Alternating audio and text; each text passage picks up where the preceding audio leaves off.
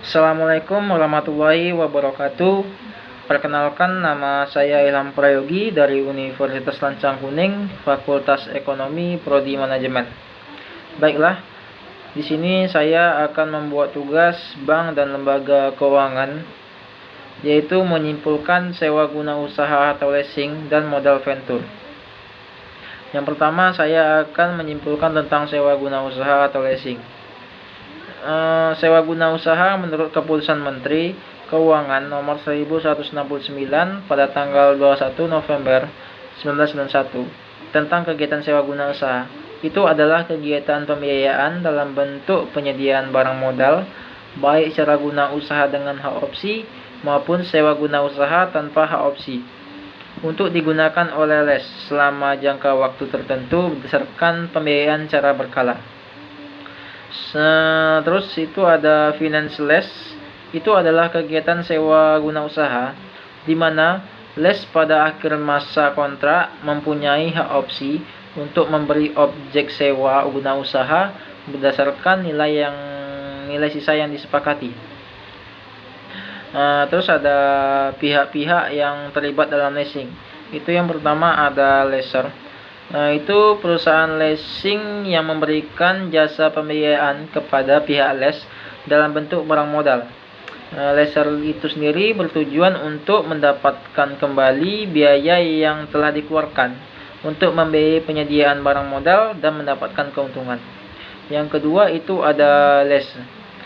Itu adalah perusahaan yang memperoleh pembiayaan dalam bentuk barang modal dari lessor les bertujuan untuk mendapatkan pembiayaan berupa peralatan dengan cara pembayaran angsuran atau secara berkala.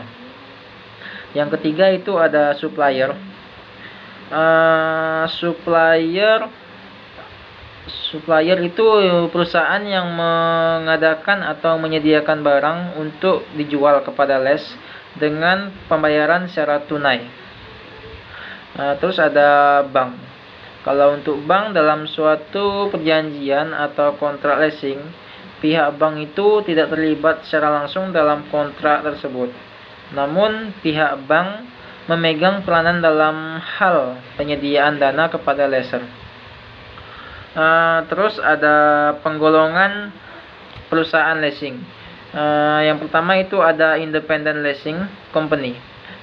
Itu perusahaan tipe itu berdiri sendiri. Terus ada captive lessor.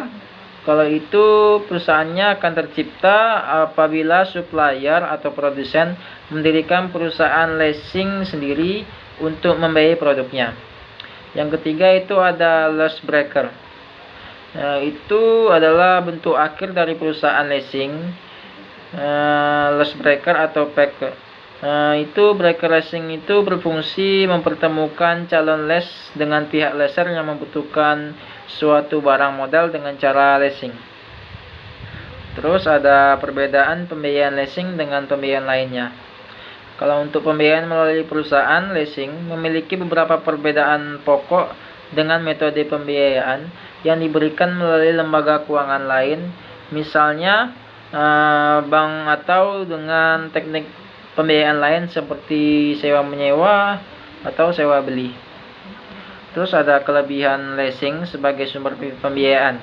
Itu ada pembiayaannya jadi penuh, lebih fleksibel, sumber pembiayaannya alternatif, arus dananya bagus, potensi inflasi, perlindungan akibat kemajuan teknologi, sumber pelunasan kewajiban, risiko keuangan, kemudahan penyusunan anggaran, pembiayaan proyek skala besar, dan lain-lain. Terus modal venture ya.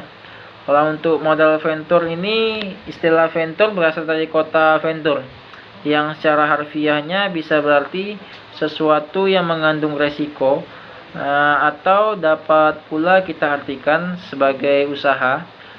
Jadi modal venture adalah modal yang ditanamkan pada usaha yang mengandung resiko. Selanjutnya, dalam mekanisme modal venture, paling sedikit itu ada 3 unsur yang terlibat secara langsung ya. Yang pertama itu adalah pemilik modal yang menginginkan keuntungannya yang tinggi dan modal yang dimilikinya.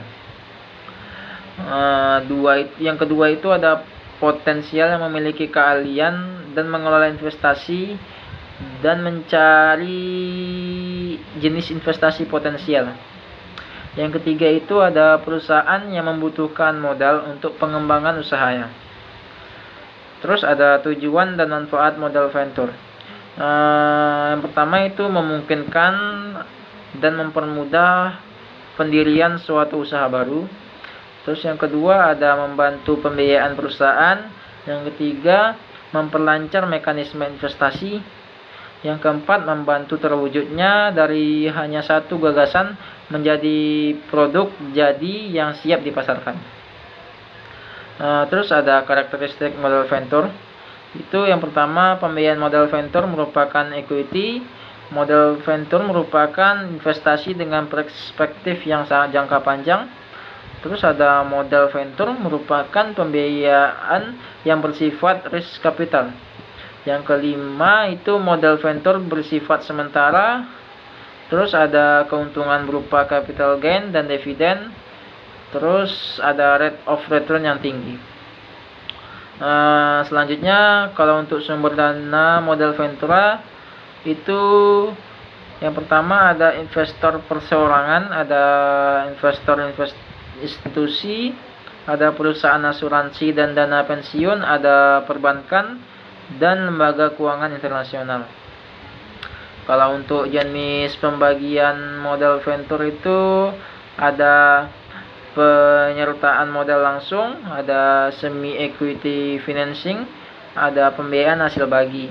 Kalau untuk tahap-tahap pembiayaannya itu ada early stage financing, ada expansion stage, ada downround financing, ada bridge financing, ada acquiring and management buyout financing, dan turn-on situations.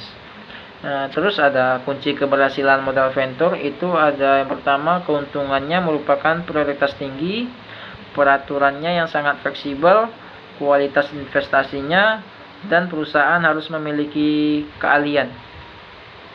Selanjutnya itu ada divestasi modal venture. Itu pertama itu ada penawaran umum melalui pasar modal. Terus ada yang kedua menjual kembali kepada perusahaan pesangon pengusaha. Yang ketiga menjual perusahaan kepada perusahaan lain. Yang keempat itu menjual perusahaan kepada investor baru. Yang kelima itu menkuidasi perusahaan. Yang selanjutnya itu ada permasalahan kerjasama.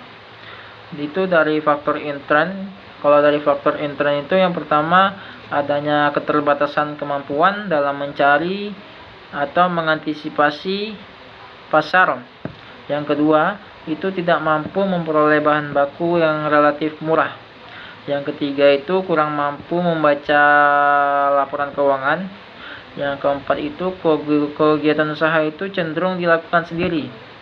Yang kelima sumber dan besarnya pendapatan terbatas. Kalau untuk dari faktor eksternnya itu yang pertama kompetisi pasar yang sangat tajam. Terus ada terjadinya resesi dan depresi ekonomi. Yang ketiga itu ada kebijakan pemerintah yang kurang kondusif terhadap usaha itu. Terus ada yang terakhir itu ada dukungan lembaga regulator. Sekian dari saya. Apabila ada kata-kata yang salah mohon dimaafkan. Saya akhiri, wabillahil taufiq wal hidayah. Wassalamualaikum warahmatullahi wabarakatuh.